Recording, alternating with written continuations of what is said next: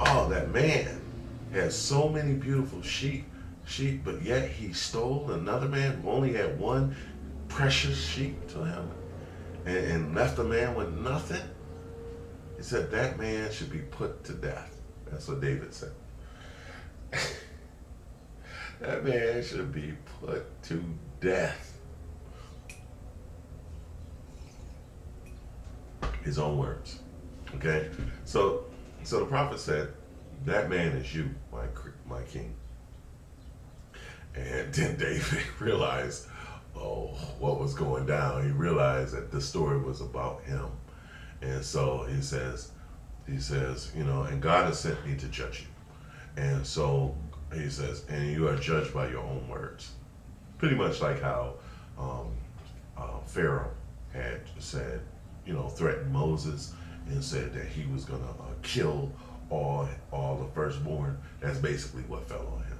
So David fell to his feet. And he says, oh my God, what have I done? He says, I've been a complete fool. So now it hit him. All of what was really, what all this episode that he had went through and this stuff, now he realized, what the heck was I thinking? What the heck was I thinking?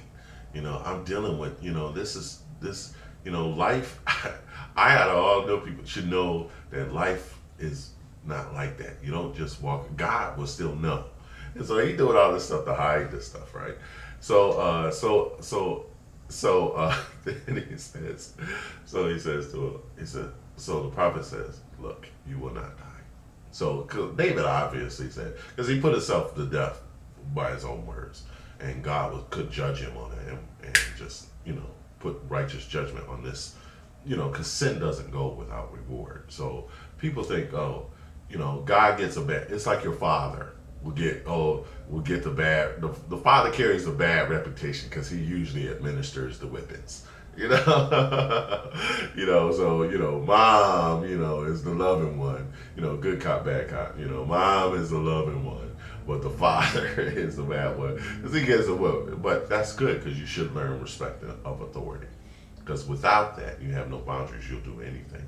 If you feel like you don't have to be accountable, if you feel like there is no consequence, you'll do anything. That's why you should ask yourself sometimes, what is the consequence? I'm not trying to judge anybody, because I got my own consequences from my own actions, okay? So, but I just wanted to say that we should think about those sometimes, and deal with, stuff doesn't go unpaid. It's the truth is going to rise, okay? And I'm not going to go into some of the examples of that, but I just wanted to basically say that. So, basically, and David was wonderful because David knew when he was wrong.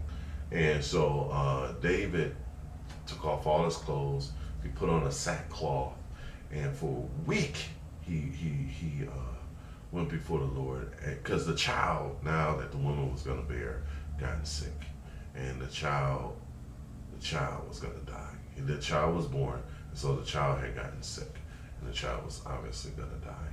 And so David put on sackcloth, and he went before the Lord, and he fasted, before the Lord, and he,